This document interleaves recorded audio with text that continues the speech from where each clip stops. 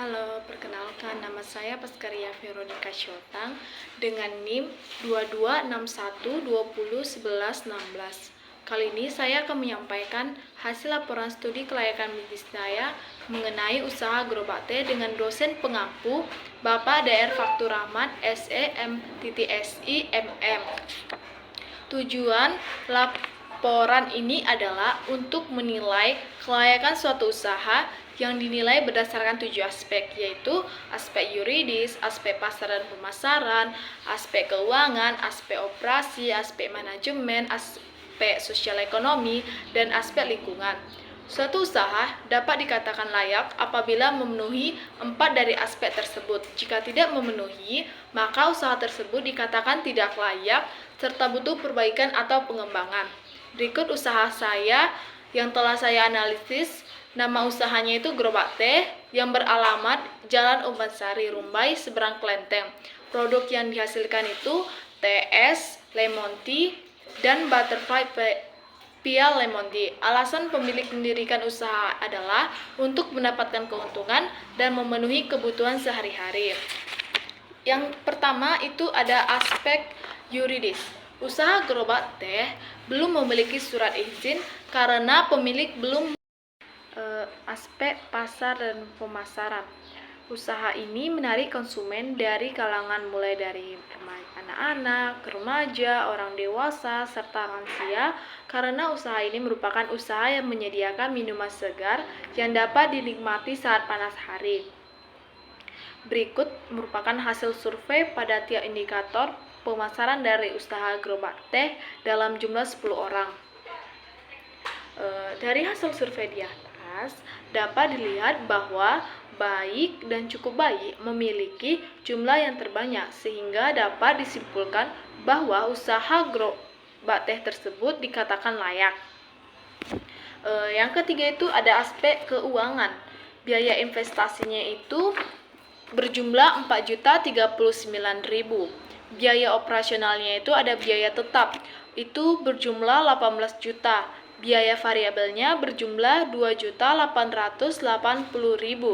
Jadi total biaya operasional itu biaya tetap ditambah biaya variabel. Berarti 18 juta ditambah 2.880.000 dapat 20.880.000.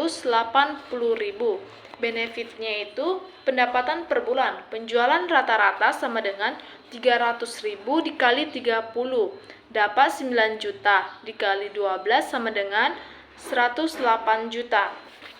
Perhitungan net present value. Jumlah PV cost-nya itu 80.989.146. PV benefit-nya itu 39.951.164. Jadi NPV-nya sama dengan PV benefit dikurang PV cost. 390.951.164 dikurang 80.989.146 dapat 316.962.018, lebih besar dari 0, itu dikatakan layak. Yang kedua itu perhitungan net B per C ratio usaha gerobak teh. PVNB-nya itu 316.974.936. Jadi PVNB positifnya itu 316.974.936. PVNB negatifnya itu 4.039.000. Jadi net B per C rasionya itu 78,478567963 lebih besar dari 1. Itu dikatakan layak. Yang keempat itu aspek operasi, lokasi yang strategis. Menurut saya, penetapan lokasi ini sudah tepat, yang dimana lokasi tersebut berada di Jalan Umbansari, Rumbai, Seberang Kelenteng karena dapat dijangkau oleh kalangan masyarakat, remaja, dan anak-anak. Yang kedua itu layon yang menarik. Menurut saya, layon ini sudah menarik karena penataan gerobaknya tertata rapi dan bersih. Tata yang praktisnya itu ada di gambar berikut, ada gerobak teh, kasir, tempat es batu. Yang keempat itu teknologi yang sesuai. Dalam usaha ini, Pemilik menggunakan mesin press cup thermos dispenser untuk membantu keberlangsungan usaha tersebut. Yang kelima itu keuntungan yang maksimal. Keuntungan dalam usaha ini cukup besar karena usaha ini menjual beberapa jenis minuman dan juga peminatnya banyak dan juga harganya itu dapat dijangkau. Yang keenam itu penggunaan biaya yang minimal. Usaha ini menggunakan biaya minimal, hanya memerlukan biaya untuk membeli bahan-bahan yang sudah habis dan juga pembayaran minimal berupa sewa tempat dan listrik. Yang kelima itu aspek manajemen. Yang pertama itu adanya perencanaan. Pemilik yang bernama Rahmi dan Yoga membangun usaha, namanya Gerobak Teh. Ya, seperti namanya, dijual teh es dan berbagai minuman lainnya. Proses yang dilalui itu sampai menemukan rasa yang tepat itu panjang banget karena mesti cobakan berbagai macam racikan teh. Karena mereka ingin memberikan yang terbaik dan teh yang dibikin itu dapat dirasakan berulang kali dan enak. Yang keduanya itu adanya pelaksanaan sesuai perencanaan. Pemilik gerobak teh menjalankan usaha sesuai yang direncanakan sebelumnya adalah memberikan rasa terbaik dan enak untuk kalangan masyarakat, remaja, dan orang tua. Yang ketiga itu adanya penilaian. Pemilik usaha sudah melakukan yang sesuai dengan direncanakan, yaitu TS yang memiliki rasa enak dan rasa teh beda dari yang lain, dan juga membuat pembelinya balik lagi membuat mencoba tehnya. Yang keempat itu adanya perbaikan. Pemilik usaha tidak perlu ada perbaikan karena rasanya enak dan tidak terlalu manis, dan sudah memberikan yang terbaik. Yang keenam itu aspek sosial dan ekonomi. Aspek sosial itu ada interaksi sosial.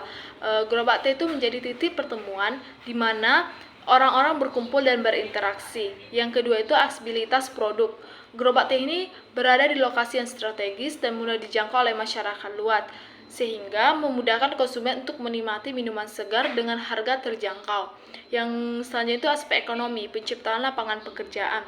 Usaha gerobak teh dapat menjadi sumber penghasilan bagi pemilik usaha serta karyawan yang dipekerjakan. Yang selanjutnya itu pengembangan keterampilan, membantu dalam pengembangan keterampilan kewirausahaan dan manajemen usaha bagi kelola bisnis. Yang ketujuh itu aspek lingkungan. Yang pertama itu identifikasi limbah dan dampak lingkungan. Limbah yang dihasilkan itu ada kap plastik, sedotan, dan dampak lingkungannya itu ya pasti kap plastik dan sedotan yang dapat mencemari lingkungan sekitar. Yang kedua itu solusi dari dampak lingkungan. Maka dari itu, pemilik mengambil solusi untuk mengatasi dampak lingkungan tersebut, yaitu dengan mengumpulkan sampah kap plastik dan sedotan dan membuangnya pada penampungan sampah serta membayar uang bulanan sampah tersebut. Penutupnya, sekian dari studi kelayakan bisnis dari usaha gerobak teh. Maka penilaian dari ketujuh aspek sebelumnya dapat disimpulkan bahwa usaha ini layak. Karena menurut hasil dari penilaian di atas, usaha ini memenuhi 6 dari 7 aspek yang dinilai dalam studi ini. Saran yang dapat saya berikan adalah sebaiknya pemilik menciptakan layanan yang lebih menarik lagi dari sebelumnya. Berikut lampirannya antara lain. Bye-bye. Terima kasih.